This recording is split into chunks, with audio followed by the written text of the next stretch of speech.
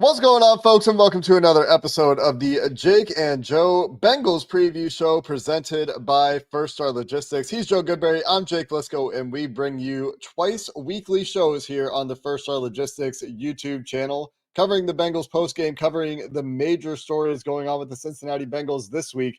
That's Joe Burrow's return and a desperate uphill battle from Joe Burrow's point of view that says, hey, I can win out. Of course I can get this team to 9-8. Of course I can get this team to the playoffs. That's Joe Burrow's mentality, despite what you might be thinking, despite the reality that the Bengals are 3-8 and actually tied for last place in the AFC North right now. They do get 2 games against the Baltimore Ravens. That's the game we are previewing this week. That is the game that we're going to dive into. And make sure you're with us for the post-game show after that game on Thanksgiving night. You'll have a chance to win one of those Bengals wrapped PlayStation 5s, and a shout out to our partner, First Star Logistics, a great partner for Joe and myself. And if you're looking for work, you're ready to build and own your own book of business, First Star Logistics offers Cincinnati's premier employee to agent program, empowering freight brokers to achieve independence in as little as 12 months. You can accelerate your career with an asset-backed leader. Check out the jobs at firststarlogistics.com, because First Star Logistics is more than an MC. They're your launchpad to a bright future in the freight industry. And hopefully there's a bright future for us watching the Cincinnati Bengals these last 6 weeks of the season. Joe Goodberry with Joe Burrow returning to the mix. There will be no Tee Higgins this week. There will be no Trey Hendrickson this week. And those are certainly big blows, but looks like Samaje Perine is on track to return, which after the way they went to those 2 running back looks last week, I wonder if that will come back for this matchup with the Baltimore Ravens as well. But Joe Burrow returning in time for Thanksgiving in Baltimore. Shout out to all of you out there who have been in my ear and probably your ear too, Joe, saying that Thanksgiving has been the target all along. And Joe Burrow makes his target here for, we know the history, a very difficult road trip on a short week to an AFC North opponent. Yeah, I think before the season even started, if we said, what is the toughest game on the schedule? What is a game that you would bet they lose, right? It would have been this Thursday night in Baltimore, because nobody's won there. And the AFC North has been like that. Primetime away games have just been, they've been tough for everyone included. And we were complaining at the time when the schedule was released, like, again, really, we got to go to Baltimore again on Thursday night, short week. I mean, everything that could go wrong from that point, from when we saw the schedule, has. And Joe Burrow went down. They lost a lot of games despite trading for Joe Flacco. And, shout out, if it's the last time we see Joe Flacco, shout out to Joe Flacco. We had a good time. The team went 1-8 in Joe Burrow's absence, but, that wasn't Flacco's fault either. And I commend the team for trying to get it done. So if that's our last word on him, I'm actually kind of a fan of Joe Flacco now after his time in Cincinnati. So, that was cool. But I am excited to see Joe Burrow back. Let's take another couple seconds on Joe Flacco. Flacco traded for on a Tuesday, started that weekend, played 4 games of better than average quarterback before it seemed like maybe injuries and other factors, like playing the Steelers for the second time in a short window of time, after which they had totally revamped their defensive approach to deal with you specifically. Flacco didn't perform as well in that game. Dislocated a finger, comes back 2 plays later, throws a touchdown pass.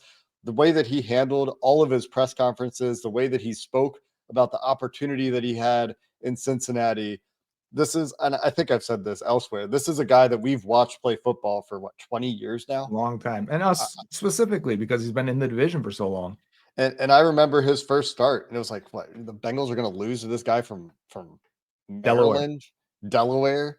Yeah, one of those DC adjacent places, and you're gonna tell me he's gonna beat the Bengals? Delaware is not DC adjacent. I take that back. Anyway, point is, I was like scoffing at the idea that rookie Joe Flacco, and then they lost that game to rookie Joe Flacco. They did. Yeah, he had a big run. Remember that naked boot? He goes all the way down the sideline. In Joe Flacco's first start in the NFL. I remember the heater that he went on in the playoffs, but I never appreciated Joe Agreed. Flacco. He was Agreed. always an afterthought because you never really saw him up close, and just seeing the way that he's handled business and the way And that his he's numbers against the Bengals were pedestrian to backup level because the Bengals always never had an issue with Joe yeah, Flacco. So we didn't respect him to the point that we do now, for sure. That's what I meant by that. yeah. So tons of respect for Joe Flacco, both as a football player, as a human being, a guy that I will root for going forward, a guy that we're going to talk about in the backup For conversation sure. for the Cincinnati Bengals in the future. Because while he wasn't good in the last 2 weeks, and he really wasn't, I wonder how much of that is injury, how much of that is situational. Um, Last week, being down the receivers and things like that. But also that's kind of what we've seen from Flacco. Like he's had these bursts of brilliance and then you just can't seem to sustain it necessarily. But if you're talking about a backup quarterback, hopefully that's all you need. Hopefully you don't have another catastrophic Joe Burrow Right. A injury. month at most, please. Like, let's not do this again. We're sick of it. I know you're sick of it too, Joe. Like, speaking to Joe Burrow there, who obviously watches the show, um, hopefully we don't have to go through that in the future. But he's back this week. And I interrupted you to talk about Joe Flacco, but he's back this week, Joe, and you were going to start sharing your thoughts there. Well, actually, you jogged another point I wanted to on the Flacco thing because I think it extends into the entire offseason, not just him as a backup quarterback, but how he kind of changed the narrative for at least a month of, you know what, there's really nothing wrong with this offense. The man, Zach can cook up an offense when he has to. And they figured it out again, from like week 5 on. And it was like, yeah, this is what they do. They can function. This offense works. And, some people took those takes to extreme levels, but, I think we kept it pretty, like the other shoe is going to drop eventually here. You just need to get through a month with a backup. And, once they did, and then, right, Flacco had his games, but now we're back to fire Zach and fire everyone because the offense stinks the last 2 weeks, and we'll be probably swinging the pendulum the other way when Joe Burrow and this offense looks good again to finish the season. But that's what I was thinking on that. And I am excited to see Joe Burrow again. Of course I am. He's a major reason why there's a lot of Bengals fans right now. He's a major reason that why we get excited each season. We understand what he is, what he represents. When you have a top 5 quarterback, you have a chance in every game and every season. The rosters have been flawed throughout his entire career in Cincinnati. Like even the 2021 team that got to the Super Bowl, everyone knows the roster was flawed. That offensive line was one of the worst offensive lines to ever make it to the Super Bowl. The defense was opportunistic, but not great in a lot of ways. They still lacked a lot of players. The analysts at that time were like, there's no stars on this defense. They were wrong. Jesse Bates and Trey Hendrickson were, but they didn't, the rest of the world didn't know it at the time. The team was still flawed in the 2022. They've been flawed every year. And yet it's not enough to keep Joe Burrow in this offense from achieving elite status. And I expect him to do it again. And I expect this offense, honestly, the run game is as good as it's ever been in the Zach Taylor era, if not better than it's ever been. It's easy to say. The offensive line pass protection, I think, is as good, if not better than it's ever been in the Zach Taylor era. You're inserting Joe Burrow potentially back into an offense that is built really well around him right now. I wish we had Tee Higgins this week because I'd love to see like full strength. Let's dive into this thing. Samaje Perine's back. Both tight ends are back. Well, I'm thinking Mike Gesicki back and, to go with Noah Fant. Like we haven't seen all of this together. Mitch Tinsley looks like he can help you. All of these things. I'd love to see Burrow back into it. We're going to miss Tee Higgins in this game. But that's enough reasons to be excited about watching this guy, watching him play and seeing how high he can drag a flawed roster and how far it can go. I wonder how much it's just going to feel like a continuation of 24 Mm-hmm. or how quickly those feelings will come back. I mean, you got 2 games against Baltimore right away. And we remember how those games went last year. The Bengals should have won both of those games. The Bengals managed to lose both of those games. And they were in control for varying amounts of time in both of those games because of what the offense was doing. And so we'll see how quickly that comes along for Joe Burrow. That's my biggest question, I think, for his return. If you totally ignore the injury and the lingering specter of a potential re-injury or an aggravation of that injury, when you listen to those that are medical experts, there's reasonable confidence that because it was a surgical repair, the recovery has been different from a non-surgical repair of a turf toe injury. There are different parameters in place. There's a different approach to that recovery, different milestones that Joe Burrow has hit to get to this point, and that the insert that he will have in his shoe almost assuredly can give you a 99.9% chance that he will be wearing a carbon fiber insert in that shoe to prevent toe hyperflexion. Hyperextension should do a great job of protecting that toe from re-injury. So ignoring the risk of re-injury, you should assume, it sounds like, there will be potentially some limits to his mobility, despite what people have said about how well he's moving in practice.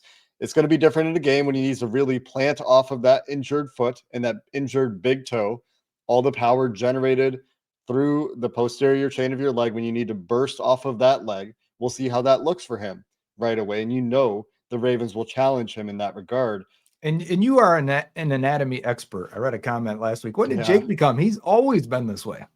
When there are injuries to Joe Burrow in particular, I really do look into them. But I have spent time in my personal life learning about some biomechanics, some pieces of anatomical knowledge. I am not a kinesiologist or any of those things that really understands athletic movement to a deep level, to a deeply formally educated level, but I have some understanding. Either way, that is going to be something we're watching, right? Like, how is the burst off of that leg? How well does he handle pressure and movement, and how much of a feel does he have? Because this is something that has always taken time for him for when that pressure is arriving, where his escape lanes are for an offensive line that he will not have had a ton of time with. They're guys, obviously, that he played with in the preseason. Is probably going to be Dalton Risner again at right guard. Hopefully, right? Yeah, I would hope. Jalen Rivers was active last week, but you can remember back to Dylan Fairchild. He was active for a week before he returned to the lineup, displacing Dalton Risner. Risner probably should spend some time talking about him, because what he's done for this offense, especially in the run game, is not something I ever expected from him. This is one of his best run game seasons in terms of PFF grade of his career. So he has hit the ground. And that's a thing for the Bengals offensive line. If you're into PFF grades and the overarching narrative that sometimes guys get to Cincinnati and they perform worse, the one part was run blocking for a lot of these guys. It's kind of done a 180 under Scott Peters. So shout out to Peters and Dalton Risner. And there's been like a linear improvement in the Bengals run blocking grade this season. It starts out red and then slowly gets to yellow, orange, and slowly gets to yellow, green, and slowly gets to a couple of green games recently. The run blocking is clicking. Something is working with Scott Peters, Zach Taylor, and this Bengals offensive run game. But where I was going with Burrow is, even if there was no injury to talk about, we know that he's notorious for slow starts. And I wonder, we've never seen him return mid-season before, how that would impact him in terms of the slow start. Does that happen late in the season, or is it really just like a games 1 and 2 thing? That's one thing that we maybe will get a glimpse into. Does he need like 150 snaps before he's like, all right, now I feel it? Yeah, because it's such a timing thing for him, right? We've talked about this a bunch. When Burrow is at his best, it's because his feel for when the ball needs to come out and where it needs to go, and the throws with anticipation are better than anyone else in the NFL. That's when Joe Burrow is at his best, and he's taken time to get there every year. Yeah, I'm with you. And we don't have 150 snaps to figure it out, right? Like, so if the reason Burrow's coming back, not number one, because he wants to play, he's our quarterback, and he leads the team. The team goes as he goes. So I get why he's playing. Even if they were eliminated, I'm pretty sure he'd probably try and get on the field and end the season on a high note. So he's going to suit up. He's going to go on Thursday. You don't have a lot of time. You need the wins now. Can you beat the Baltimore Ravens? I think you can. I mean, the Ravens are playing their best football now and getting to that stretch. They probably feel really good about where they're at. But offensively, they are not as dynamic as they've been the last couple of years. 2 years ago when Lamar won MVP, and then last year, the run game and everything they built off it with Derrick Henry was just absolutely a pain to try and cover and try and deal with. The Ravens are a step back on offense right now. While they are improving, as the running game for the Bengals is improving, the defense is found its stride. They made a big major change about week 6, and they have been much better since then in Baltimore. But they're a beatable team. They're 6-5. Lamar is hobbled. The offense doesn't look as good for them. Burrow doesn't is it a 40-point game because the Bengals defense is that bad? Or can we get the Bengals defense of the last couple of weeks that's at least competitive, at least better against the run? A couple turnovers would be great. Zach talk about it every single week. Can we get 2 turnovers? We can't. We can only get 1, Zach, maybe 1 sack, but maybe they can give you 1 more. Is it going to have to be Superman Burrow, or can we have a more complimentary football game for the first time in 2025? I think it's going to have to be Superman Burrow, Joe. Yeah. I mean, we just saw the defense play its best game of the year. I agree. They still gave up 400 yards. And I know it was a good offense, and they didn't give up a whole lot to the Patriots receivers. They didn't give up a whole lot to the Patriots on the ground game. and you credit them for that. But their We got some numbers linebackers here too, when we get to this point here. and that's where we're going. The linebackers are still a huge problem in every phase. And yeah, they didn't miss tackles last week. Great. They did the bare minimum. They're still responsible for a majority of the Patriots offense, explosive plays. The only touchdown I put on Demetrius Knight. Barrett Carter is trying his best, man, but like the mistakes from these guys every week. And shout out Bengals fans. Mike Santagata has a great post on like three plays where a linebacker is just lost. Yeah, no clue where the ball is, where the route combos are, where they're getting attacked. It's a shame. And it's something that Todd Monken is going to see. Isaiah Likely, Mark Andrews, that's what the emphasis is going to be for Lamar Jackson. And the Charlie flaw, Kolar anytime touchdown. yeah, sure, go to the third tight end. I mean, he did it last year, right? And Yeah. the Lamar Jackson weakness this year has been all those leg injuries have made him a little bit less escapable, but there's no Trey Hendrickson this week. And so when you're thinking about the ways that maybe this Bengals team can handle this version of the Ravens offense, well, where's the pressure coming from? Like, you need Lamar Jackson to move. Aaron Rodgers was outrunning your pressure just a few weeks ago. I mean, Miles Murphy and Joseph Osai have been playing better, but again, like, I'm talking about the Roger Rosengarten matchup this week for Miles Murphy. Probably like that's a matchup that should skew Miles Murphy's favor, but Miles Murphy turning the corner, trying to contain, trying to get I Lamar like Jackson to the Rosengarten. ground. I'm not so sure. I think that's a very fair matchup.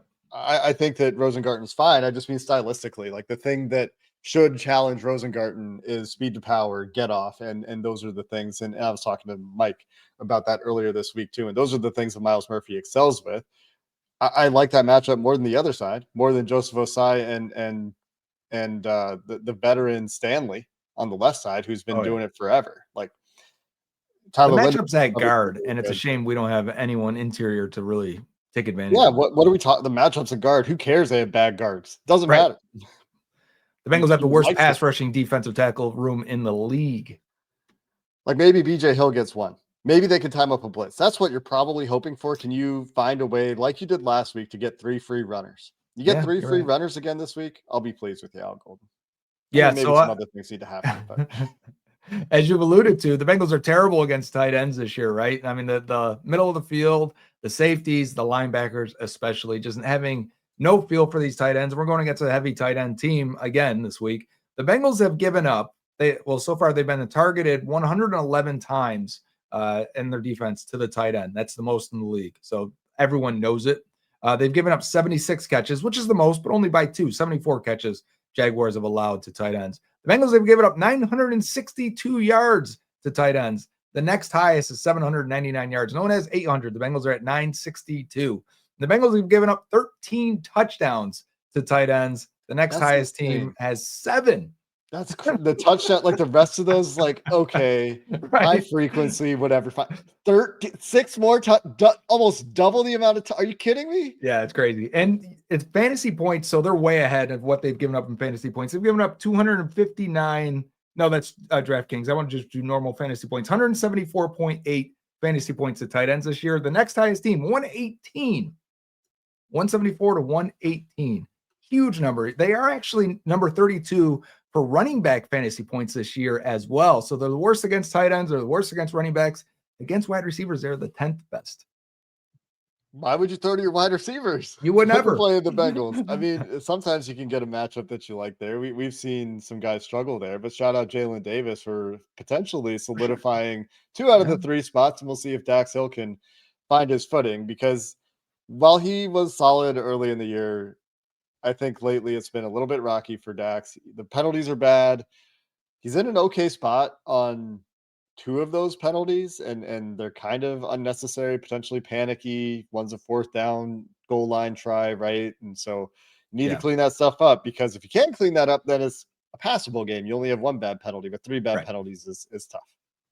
I agree. I still like Dax and want to see him get his feet under him as a boundary corner. I always liked him better inside. The difference of why slot receivers don't go outside, why slot corners don't go outside, why safeties typically don't go outside to play there. When you have to turn and run with a receiver down the field, find the ball, keep contact with that receiver, look up and make a play, corners that have that naturally. It's always why when I've watched draft prospects and watched boundary corners, I'm like, that guy, I can see he's got it. There's no Emmanuel panic. Forbes. Yeah, you're right. He's got those skills.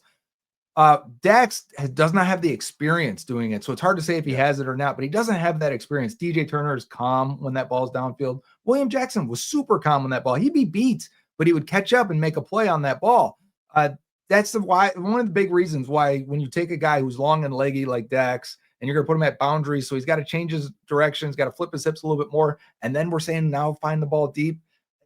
It gives me pause, but I understand if they're saying like Jalen Davis can help us and he can play slot and we can use Jalen Davis because we don't trust Josh Newton. We don't trust DJ Ivy or Marco Wilson. Like, I get it. The would you rather is, would you rather have DJ Turner and Jalen Davis and with Dax outside, or Dax in the slot and one of those like DJ Ivy, who they're using with tight ends, or Marco Wilson, who I think probably tore his hamstring and I don't think we're going to see him again this year, or Josh Newton outside. And that's why you get to the answer that you get to. It is why you get to it. And I get it. So hopefully, and there's reason to believe that Dax, he played well on the boundary last year. So maybe it's just going to take him a little bit of time and to get back. It's a different position. How you're being attacked, where the ball is going, your average depth of target from being on the outside to the inside, completely different. So it may take a week to get him there. But I went back and looked at how the Bengals treated Zay Flowers before, and DJ Turner was the guy. So I wouldn't be surprised again if DJ Turner is shadowing Zay Flowers and just saying, you know what, there really is one receiver that could beat us here. While they're respectable at the other receiver spots, it's Zay Flowers is clearly the best guy. And in terms of size, quickness, speed, I mean, DJ Turner makes a ton of sense to put him on him. Hasn't DeAndre Hopkins been really good this year? I guess he's only been targeted 24 times. I take it back. He's been good in those targets, though. He's been reliable. I mean, that's crazy, though. I mean, I guess he must be playing because he's not missed a game and he only has 153 snaps in this offense. They're a heavy tight end team, of course, and then he's number 3 wide receiver, so they only get to it so often. Sorry, those are passing snaps. So passing snap counts here, just to impress upon you how much of a heavy tight end running back team this Baltimore Ravens team is. Zay Flowers leading the way at 340. He's not coming off the field. Mark Andrews, 264. Rashad Bateman, 232. So your number 2 receiver has less passing reps for your offense than your number 1 tight end, which even if you're a heavy tight end team, a lot of the time it's 2 tight ends, 2 receivers. Not necessarily the case in Baltimore. We could look at because they'll go 3 tight ends, 1 wide receiver. Yeah. Justice Hill next for the Ravens in passing down snaps at 174. Isaiah Likely, 163. Then comes DeAndre Hopkins at 143. Then Derrick Henry at 148. Charlie Kolar, 100. Those are the primary guys you'll see. You'll see a little bit of Tylan Wallace. He's got 92. After that, a couple of guys with snap counts in the 20s. But that's a lot of running back and tight end reps on passing downs for the Ravens. Yeah, no doubt. That's what they're going to do. It's going to feel very similar to the Steelers game. And then the Patriots played a lot of 2 tight ends. So they're in this stretch of base defense. And the Bengals from the Steelers game went from a 5-man front, 3-4 defense to this last week. They didn't play it as much. They put Demetrius Knight back at the edge spot again quite a few times. And I would really like to see the 5-man front more often from this team. I think it gives them more advantages than it does disadvantages when you're putting Demetrius Knight at that spot and asking him to play that position. So we'll see this week. I expect the Ravens more so than the Patriots in terms of being heavy offensive personnel, more in line with what the Steelers do. So maybe we'll see it again this week. And let's get into those matchups then a little bit more. What do we think about Lamar Jackson? I know we talked about him a little bit earlier, but he has been pretty good against the Bengals recently. There have been some mistakes in there. This is the last time these teams played, and there is a highlight reel here for Lamar Jackson. And obviously we're talking about the tight ends and the challenge there. There you see a catch from a tight end with a linebacker and a safety on him. And I know the year Jermaine Pratt had last year, but he was in the right place at least.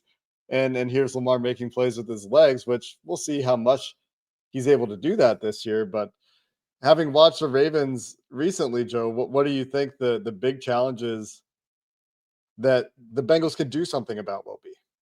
Well, Lamar can't move as well this year. He's had numerous lower body injuries this year, and I think it's starting to take a toll. He's taken sacks at the highest rate he ever has.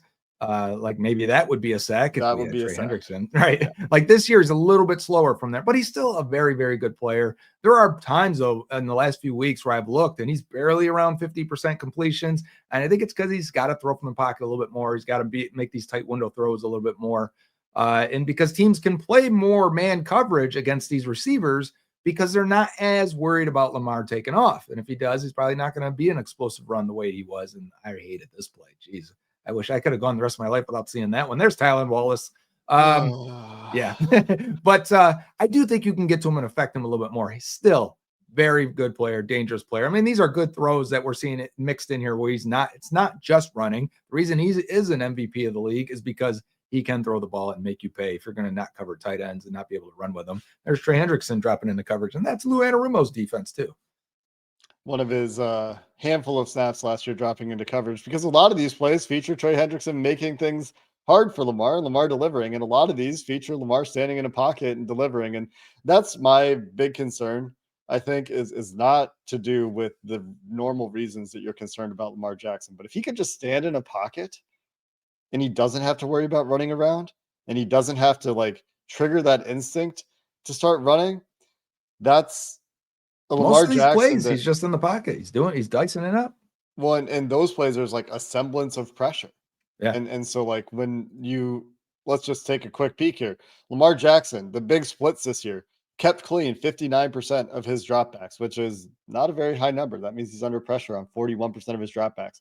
On those plays, he's completing 71% of his passes for 8 yards per attempt. He has 11 touchdowns, just 1 interception, just a handful of turnover-worthy plays, 2% turnover-worthy play rate. Very good In when clean. those moments that the ball's coming out under 2.5 seconds, getting rid of the ball quickly. When he's been pressured, which is 41% of his snaps, completing just 57% of his passes, has a 4.5% turnover worthy play rate. That more than doubles when he's been pressured. And his pressure to sack rate this year is astronomical compared to previous years. He's at 24.5% pressure to sack rate this year. And you might be inclined to blitz if you're thinking about your resources. And the Bengals obviously haven't blitzed much this year. They're picking their spots, but Lamar's killing the blitz this year, where in the past that has been an issue for him. You can show zero and maybe rattle him a little bit, drop a guy out into the slant window, get him to hold the ball, make him take a sack, make him try to escape. This year when he's been blitzed, which is 40% of his dropbacks, teams are trying to blitz him. Yeah, he's completing 66% of his passes with 8 touchdowns, just 2 interceptions, and an 84 Pro Football Focus grade, not turning over the ball in those situations, not taking sacks in those situations. His pressure to sack rate when he's blitzed is 10% lower than his pressure to sack rate when he's not blitzed. And his numbers when he's not blitzed are significantly worse, again, in terms of putting the ball in danger. If you can get pressure with 4, which the Bengals can't, but if they can, that's where Lamar Jackson will give you a chance maybe once a game. This might be our indirect matchup of the game, and indirect because they don't actually face each other. But how do these two quarterbacks that were the 2 highest graded quarterbacks versus pressure last year deal with pressure on Thursday night? With the first game back, Joe Burrow, does he need that time? Can he feel it right away versus Lamar Jackson, whose offensive line has struggled a bit and he can't move as well? The guy who deals with it the best may come out with a better day. And which team is able to actually generate pressure? That leads us to our the next other one, part of this matchup, because the Baltimore Ravens really have not been a team that, I mean, this has been the case for them for years. They are not a team that's getting pressure with 4 consistently. No. Against teams besides the Bengals. They can do it every now and then. The simulated stuff. They've been really good at that. And it's killed the Bengals in years, but they've been better at it. And without Nnamdi Madubuike, it does get harder for them. Right. But like they traded Owe away. He's been better elsewhere. They trade for Draymond Jones, but that shouldn't be the kind of player that gives the Bengals tackles big problems. Agreed. Travis Jones on the inside is always going to be a handful. Kyle Van Noy is showing his age, but Kyle Van Noy has also showed up against the Bengals. Last year, though, was a much better year for him overall. This year, the pressure rate way down. The pass rush win rate for Van Noy way down. So, there's Travis Jones. Yeah, there's Draymond Jones, and those guys are okay. There'll be a rotation. I'm more worried about the blitzes than anything else. I'm sure we'll see Aeneas Peebles make a play in this game because, of course, a player that we talked about in draft season will make a play. And speaking of players we talked about in draft season, There was, of course, a connection between the Bengals and pass rushers in this draft class. Mike Green goes all the way in the second round to the Ravens. Hasn't been good overall this year, but has picked up the production a little bit lately, especially against the Jets. And I was just trying to see who started at left tackle for the Jets in this game, but against the Wasn't Jets, Fashanu? I'm just going to check. But against the Okay. Jets, 5 pressures and a sack, one of his 3 sacks of the year, and one of his better games. And here is uh, a little It'll be cut up highlighted. Yep. while I try to figure out who was playing left tackle for the Jets, Joe. Yeah, and this is the guy that would beat Orlando Brown Jr. Brown's been getting beat like 2 to 3 times a game, right, in bad ways. And that first rep there is exactly how it will be. The smaller, quicker guys that can run the arc before Brown can even get around to the apex of the arc is how he's been getting beaten this year. And Mike Green is that dude. He's agile. He's quick. He's got enough pass rush moves. I think we're starting to see them land with higher frequency. And I think that's when he's going to be unlocked. And it's not just as a pass rusher, too. I think Green's had some flashes as a run defender as well. But yeah, do you have who started at that left tackle spot? It looks like Fashanu. It is Fashanu. That last play is a tripping penalty that isn't called. The way that he sticks out his leg there, that is maybe he gets an R. I don't think he does. I think he just trips to Rod Taylor there, and that doesn't get called. So that's I don't know how you missed that call. That's crazy, but regardless, but that cross chop there is sick from Mike Green. Like, we don't have a guy that's hitting that, right? It's the get off. It's that he gets a little hezzy there, but it's the get off that worries you against Orlando Brown. Like, if he manages to Fremont Jones 41 that just flashed in front too. So while we're talking about, he was lined up at D tackle on that play over what would be Dalton Reisner, we think. Yeah, he's bigger, 280, right? He has been. He looks thinner right now because they were using him. I think the Titans were using him at end more. I see. So we'll see what that looks like. But just like from a matchup style perspective, like, that seems like that's not the thing that should give Amari Spins or Orlando Brown problems, where Mike Green, he's a foot shorter than those guys and super bendy. So if the way Orlando's been handling these guys is getting off the ball quickly himself, but you're on a silent count this week, doing it on the road, that's going to be tougher. There will be a situation where Mike Green is just going to run around Orlando Brown in this game. I would expect that to happen once, twice. Hopefully that's it. And you got to be ready for it and have an answer for it.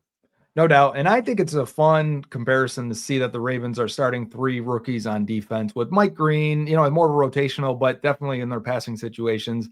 And then Teddy Buchanan, a linebacker, someone that we talked about a lot during the draft, who, went later than both of our guys and is playing really well. And then Malachi Starks playing free safety, and we'll come down in the box. There's 24 as Malachi Starks. That is Mike Green next to him too, 45. So both these guys shedding blocks in the run game, making tackles, and Breece Hall at the line of scrimmage. They're more than just free safeties and pass rushers. They can help on total defense. That's kind of the atmosphere in Baltimore, though, huh?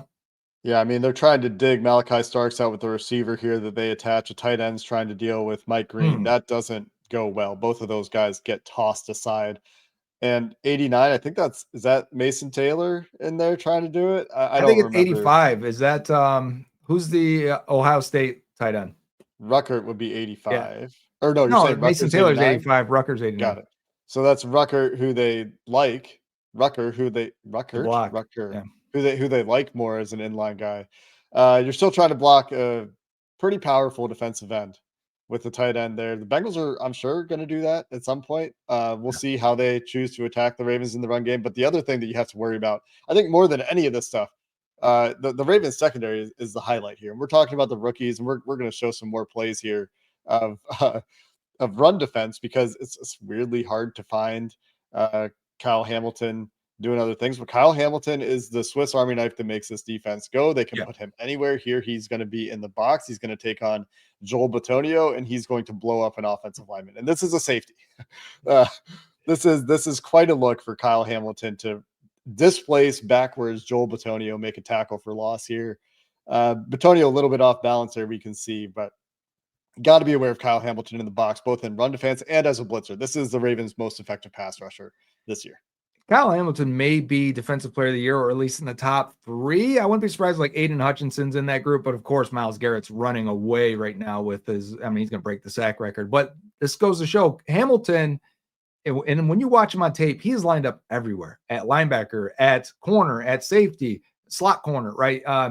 He is their guy, and they realize it, and they realize he is going to go. Their defense is going to go as he goes. And when they started using him differently, they traded for a Loie Gilman that can play more safety, kind of how when they had Geno Stone, right? They can go more 3 safety defense and really free up Kyle Hamilton. So I think that's what they want to do. They're going to move him around. You got to figure out where he's at, and he can make a play from anywhere. He's a really special player that it's a pain that the Ravens got him. I mean, if you're picking top 12 and we're talking about safeties and Bengals potentially picking top 12, man, you'd like to come away with a guy like that. Maybe Caleb Downs is that. Ready for the alignment snap counts for Yeah, Kyle I am. Hamilton I'd love this to hear year? this. We've got 98 snaps where PFF has charted him as part of the defensive line, which means he's playing essentially an overhang position. He's pass rushing outside the tackle. All of those outside the tackle. 99? 98. Okay. He's got 214 box snaps. He's got 168 slot snaps. He's got 13 snaps outside at corner, so not very many there, but 146 at the deep free safety spot. So literally everywhere. Yep. And those numbers have really shifted. And again, you talk about week 6, right? It was after week 6. Yeah. Starting in week 8, Kyle Hamilton starts playing a lot more in that overhang spot. He starts pass rushing a lot more. In weeks 1 through 6, Kyle Hamilton pass rushes 3, 1, 2, 3, 4 times in those games. So the most is 4, the average is somewhere around 3. Games since then, weeks 8 through 12, he's got 8, 6, 8, 6, 4, averaging more like 6.5, 7 pass rushes per game, and he's getting home. I mean, he's had success as a blitzer against the Bengals too, but he's one of their most effective pass rushers in terms of converting pass rushing reps into pass rushing pressures. He's the best safety in the league. He's a top, whatever defender in the league. He's really. We can't heap enough praise on him. He's a very good player. They got he and Tyler Linderbaum in the same draft. Man, how quick, that would be awesome, right? Like if you could find a way to get a Tyler Linderbaum and a Kyle Hamilton on the Bengals defense and on the offensive line in one draft, I'm just dreaming now. And that's with the secondary that's generally been playing pretty well. And yeah, we've talked about like the front 4 for the Ravens this year, for the most part, hasn't been able to get pressure with 4 very consistently. I'm sure they will get their fair share against the Bengals because that's how that seems to go every time I make this claim. But a lot of it is through, like you said earlier, confusion, finding ways to challenge protection rules, which is its own part of the pass rush plan for defensive coordinators. But when you consider the secondary for this team, Nate Wiggins, Marlon Humphrey, Chidobe Awuzie, Loie Gilman, Malachi Starks, Kyle Hamilton, like all those guys is the driving force for this defense. And then you take on top of that the Teddy Buchanan breakout, Roquan Smith still playing very good football as Roquan Smith does. You can see how this defense has started to come together now that they found a way to deploy Kyle Hamilton since week 6. Shout out to Chidobe Awuzie. Honestly, he needed that extra year to get healthy again. He looks great. And his man coverage numbers and man coverage grade. I looked at this recently, PFF, because I was trying to see where DJ Turner was. He was 10th in man coverage. Turner is top 3 in pretty much the major categories. He's having a Pro Bowl year. I know the defense stinks. Vote for DJ Turner. But Chidobe Awuzie has been so good. It is nice to see him playing at that level. Wish it wasn't for the Ravens. Wish the Bengals would have signed him as a depth guy. He got nothing on the open market because of the year he had previous, coming back from a knee injury. Again, when we're talking about Dax Hill, corners coming back 1 year after a major knee injury. Maybe you should give him that second year to be sure of what he is. Bengals will have that with Dax because they picked up his 5th-year option. So it's not like we have to worry about, letting him go or anything. But shout out to Awuzie. No Tee Higgins this week. Let's talk about these receivers for our final topic here as we get into the big topics that will be pertinent to the Ravens-Bengals matchup this week. So it's no Tee Higgins, and Jermaine Burton couldn't get active last week without Jamar Chase. Now Jamar Chase is back. They went with 4 receivers active last week, and Charlie Jones had 1 target. Yeah, just the deep one. Maybe there were opportunities for him to have other targets. There was a screen built into one other play where they ended up handing it off. They had a package play. The return of Chase matters. Chase Brown matters. The return of Samaje Perine matters. And Mike Gesicki being back hopefully that continues to help. And the Bengals, Did and he I look think the like his arm Patriots, was still hurting? Like he couldn't get it over his head because of the I, brace? I didn't notice, but I believe you. Okay. Uh, I think Gesicki was treated by the Patriots and the Bengals as wide receiver too for a lot of that I game. agree. Yep. Do we see a bigger role for Mitch Tinsley? Do we still see a significant rotation there? Is this a week that Jermaine Burton is finally active?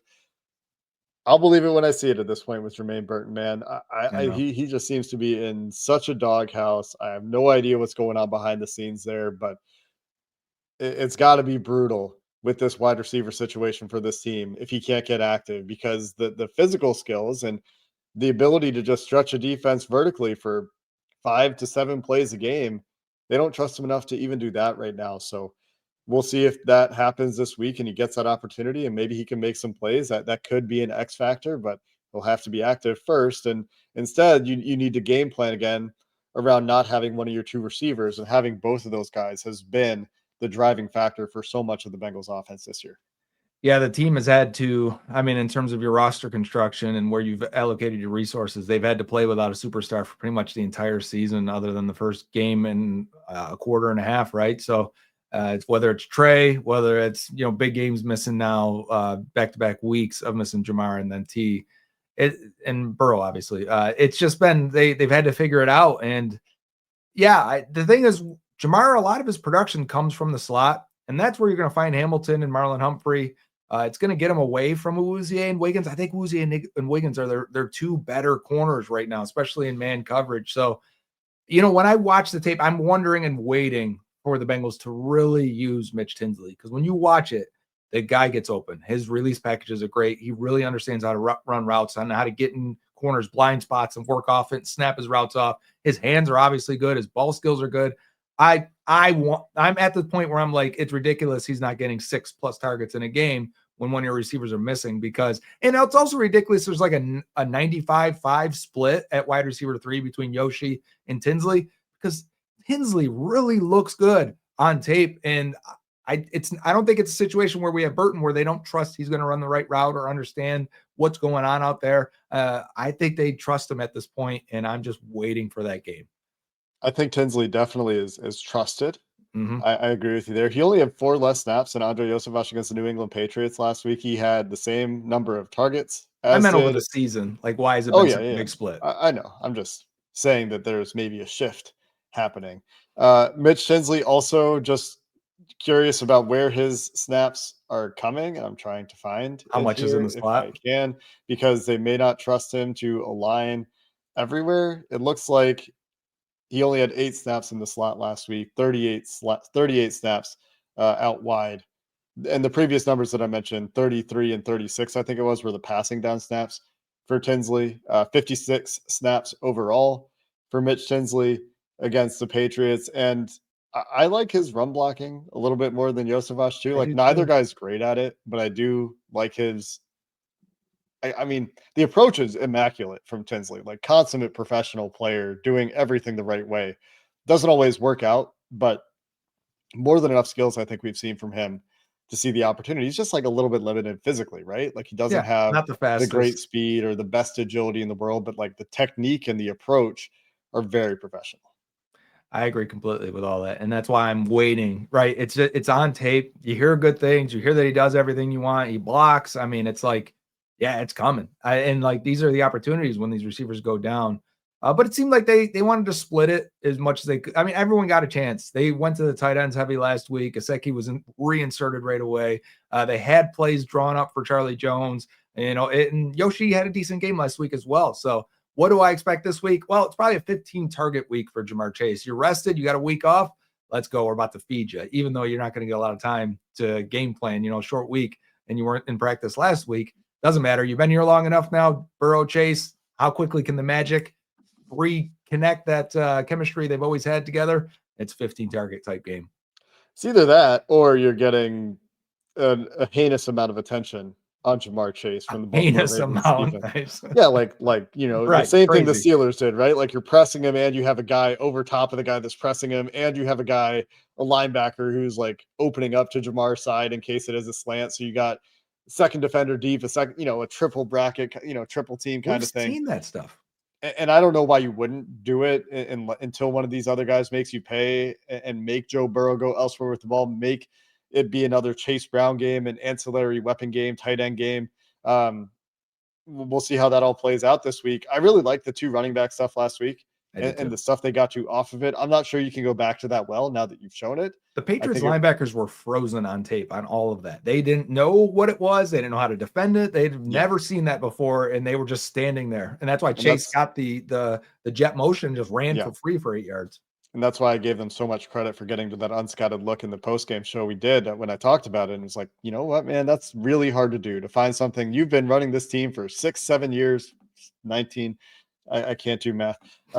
However long Zach Taylor's been in Cincinnati, and Mike Vrabel has seen this team a ton, and they got to unscattered looks. Going to be harder to do that this week, but if they get to it again, I will once again give this offensive staff credit for finding ways to show Baltimore things that they haven't seen before. Also, the offensive line, I think, just had its best game of the season, or one of, and so that is hopefully a promising sign for the return of Joe Burrow. And it's harder on the road. We've talked about the home road splits for this team. It's going to be a difficult environment.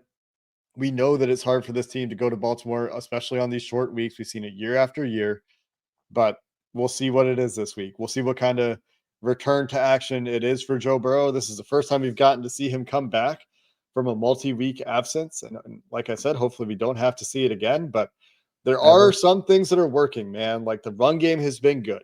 And if you're telling me that they can have that kind of run game and also Joe Burrow's command of this offense, and you can combine those things and Joe Burrow's ability to not panic under pressure and figure out where the ball needs to go and when, if Joe can play at that level that we've seen him get to, then this offense could get to another level and be much more consistent than we've seen it. But that's also something that I'll believe it when I see it, because that's been something that Zach Taylor's been striving for, the consistency element of this thing throughout his time in Cincinnati. Yeah, and if it can happen, or if he can notch this thing, I mean, that offense at one point for a few weeks with Flacco was hitting it like a 9 out of 10. If we could at least get it to a 10, I'm not saying it results in more wins, but even at 9, the games were fun, exciting, and interesting to watch. And with this defense the way it is and the situation you're in, I'll at least take that over the final month. Yeah, and we'll obviously continue to keep our eyes on the guys and the prize, but the guys on the defensive side of the ball that could be part of the future here, and the evaluations will continue even if they lose the game, even if that happens. And shout out McKinley Jackson. He's getting more and more snaps. I'm interested, very interested. Yeah, and he's been looking like a player that belongs on the football field. Like looks like he could have helped them in the first half of the season.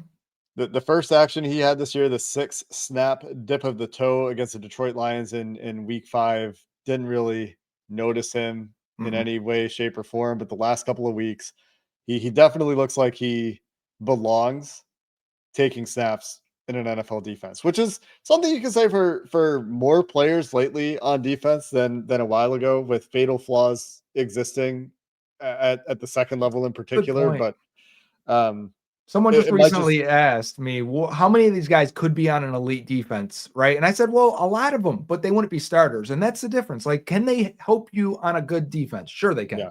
Should you rely on them as much as you are? Probably not. And that's a mark of a bad defense, right? Yeah, like Joseph Osai, BJ Hill, Miles Murphy have all been perfectly adequate players. But they're perfectly adequate players when you have Trey Hendrickson and DJ Reader on the field with them, kind of thing. Or Trey Hendrickson and pick, Walter Nolan, for example. Like how much of a difference does that make if the Bengals are able to get the guy they were hoping to get? He had another good game. Have you seen that? Walter Nolan's on fire. Yeah, he's shocker, good player. Good. Who'd have thought? But at least this time the Bengals, we think would have picked him, and wouldn't have pulled a Geno Atkins and just. By the way, Geno Atkins not being that Hall of Fame finalist list. Insane. I did some comparisons with Vince Wilfork and Kevin Williams, and I'm like, these guys were good. They were not Geno Atkins, and it's a shame he didn't get into the finalist. Geno Atkins is incredible. Go watch after you're done with this video. Go watch the Geno Atkins career highlights, and it's just like it's comical, man. And if you could add one player over the last 20 years to this Bengals team, it would be Geno Atkins.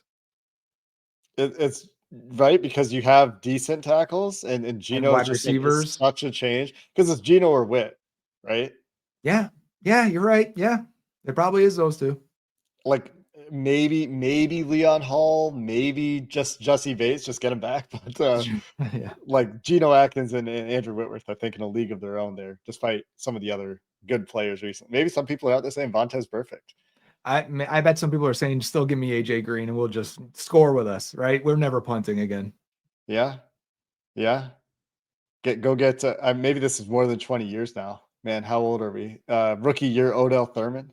Go get rookie year Odell Thurman out there, That is man. more than 20. That's 05, right? Are we counting? How does math work? I don't know how math works, and that's our sign that we need to get out of here. Make sure you're with us for the Jake and Joe Bengals post-game show where we'll be giving away those PlayStation 5s. Make sure you're following at First Star Log on Twitter for all of those giveaway details. And of course, if you're with us in the YouTube live chat, you'll have a chance to win as well. And First Star Logistics wishes you a happy RFP season. If you're looking for work, get in on the fast track to the freight business ownership track with First Star Logistics. Make this RFP season truly wonderful by securing your future with First Star Logistics, America's leading asset-backed 3PL. They'll empower you to own your own book of business in just 12 months. It's time to build, grow, and succeed. Don't wait. Apply at firststarlogistics.com. First Star Logistics, more than an MC. They're your partner in prosperity, a fantastic partner for Joe Goodberry and myself. We appreciate you for watching this episode of the Jake and Joe Bengals preview show. We'll see you after the game on Thursday. Happy Thanksgiving.